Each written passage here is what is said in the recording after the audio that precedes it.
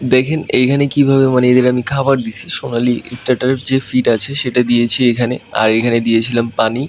এখানে কিভাবে লাথি মেরে ফালাই দিছে সবকিছু। মানে এই মুরগিগুলো এত পরিমাণ বিরক্ত করে, এখানে প্রত্যেকটি খাবার ফালিয়ে দিছে।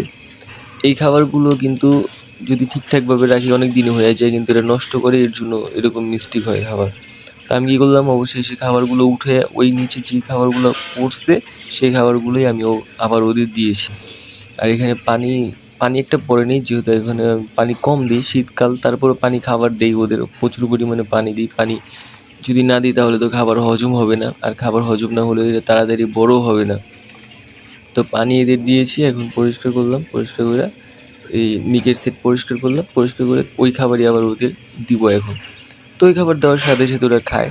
তো আমি এখন ওদের কি করি, আপনার মাছের পেটি, তারপরে মাছের আইসটা, তারপরে আপনার হাড্ডির হাড় ভাঙা, এগুলো ওদের এখন দেই। এরা এখন যেহেতু বাড়ন্ত বয়স, তো এরা এখন তো এগুলো এখন ওরা মজা করে খায়, কোনো সমস্যা নেই। আর এটা হজমও করে ফেলে, এতেও কোনো প্রবলেম নেই। তো যাই হোক, এরা খুব সুন্দরভাবেই খাচ্ছে এগুলো। তো এগুলো যদি খায় তাহলে কিন্তু তাড়াতাড়ি বড় হবে। এটা হলো একটি প্লাস পয়েন্ট।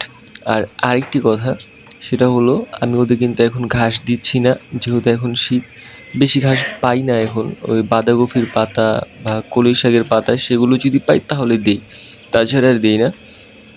তো এখন আবার পানি দিলাম ওদের এইখানে, আর ওইখানে খাবার পরিষ্কার করে ওদের ওইখানে দিলাম। দেখি কি সুন্দর করে ওরা খাবার খায়। পরিচর্যার মাধ্যমেই রাখি এদের, যেন সুস্থ থাকে সব টাইমে। সো ভিউয়ার্স, আজকে এই কোয়েল পাখিগুলোর থেকে মানে একটা কোয়েল পাখি দেখলাম যে ডাকলো, সেটা মনে হলো এখানে একটি পুরুষ কোয়েল পাখি আছে। এখন এইখানে পুরুষ কোয়েল পাখি কোনটা সেটা আমি মানে ডাকার আগে আমি বুঝে গেছি যে এটি হবে পুরুষ কোয়েল পাখি। কারণ এখানে প্রত্যেকটি কোয়েল পাখি আমি মেয়ে আনার চেষ্টা করছি, তারপর মিস্টেক হয়ে গেছে, একটা পুরুষ কোয়েল পাখি এখানে চলে আসছে। তো পরে ভাবলাম যে একটাই তো পুরুষ কোয়েল পাখি, তো কোনো সমস্যা নেই। তো এখন আমার হাতে যে পুরুষ কোয়েল পাখিটি দেখছেন, এটি কিন্তু একটি পুরুষ কোয়েল পাখি। তো এর যে মল থেকে যে রাস্তা আছে সেখানে দেখলাম যে ওইখান থেকে আপনার ওইখানে ওইখান থেকে বুঝছি যে এটা পুরুষ কোয়েল পাখি। আর এটি হলো একটি মেয়ে কোয়েল পাখি। এটা আপনার এর শরীরের রং মানে একদম ফুট ছোট। তো এটি বোঝা যায় এটি মেয়ে কোয়েল পাখি। আর যেটার রং একদম সমান সেটা হলো ছেলে কোয়েল পাখি। তো কোয়েল পাখি আমার বাছাই করা শেষ। আর আমি এখন একটি ছেলে কোয়েল পাখি রাখবো কি রাখবো না সেটা এখন ভাবতেছি। যেহেতু ছেলে কোয়েল পাখি এখানে নেই, একটি আছে এখানে ছেলে কোয়েল পাখি।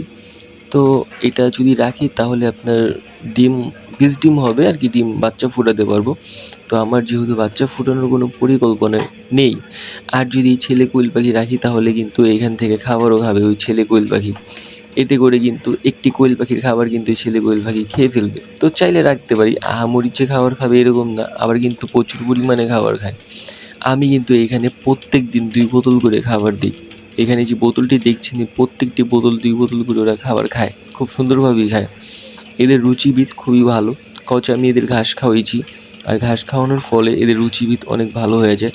আপনারা যদি দেখেন কাছ থেকে কত সুন্দর করে এরা খাবার খাইতেছে, এতে করে বোঝা যায় এদের রুচিবিদ কতটা বেটার। আর আমি এদের আপনার পানিও কিন্তু দিতে হয়। পানিও 2 বোতল করে দিতে হয়। কোনো টাইমে 3 বোতলও লাগে। আর খাবারও কোনো টাইমে, খাবার আমি 2 বোতলের বেশি দেই না এখানে। কারণ এদের যদি বেশি খাবার দিই তাহলে কিন্তু আবার শরীরে তেল বাঁধবো। আর শরীরে যদি তেল বাঁধে তাহলে কিন্তু এটা ডিমে আসবো না। আর কোয়েল পাখি, আমি মেয়ে কোয়েল পাখিগুলো ধরে দেখলাম, ফিমেল যে পাখিগুলো আছে এখানে সেগুলো ধরে দেখলাম যে এরা কিন্তু কিছুদিনের ভিতরে ডিমে চলে আসবো। আর কিছুদিনটা বেশি দিনও না, কারণ অনেক ভারী হয়ে গেছে। তো ডিমে যেহেতু চলে আসবো, এদের এখন কিছুদিন আমি এই খাবারটা খাওয়াবো। তারপরে আমি আপনার লেয়ার যে 1 যে ফিড আছে, মানে একদম ছোট ঝিরিঝিরি, সেটা আমি ওদের খাবার হিসাবে দিব।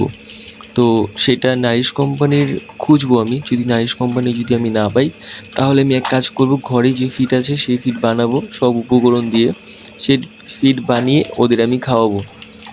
এতে করে যদি ডিম ছোট হয় তারপর হোক, সমস্যা নেই। আমি চেষ্টা করব আর কি একটু বেটার কিছু দেওয়ার জন্য আর ডিম বড় পাওয়ার জন্য।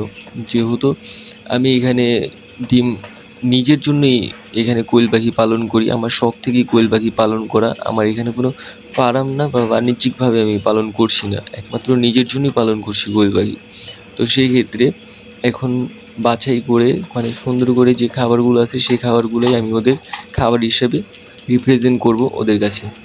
আর এইখানে কোয়েল পাখিগুলো দেখতেছি যে কিছুদিন যাবৎ মানে একটু অন্যরকম ছিল, এখন কিন্তু একটু সুস্থ হয়ে গেছে, অনেকটাই সুস্থ হয়ে গেছে। এখন কিন্তু প্রচুর পরিমাণে শীত, তারপরে কিন্তু এরা সুস্থ আছে আলহামদুলিল্লাহ।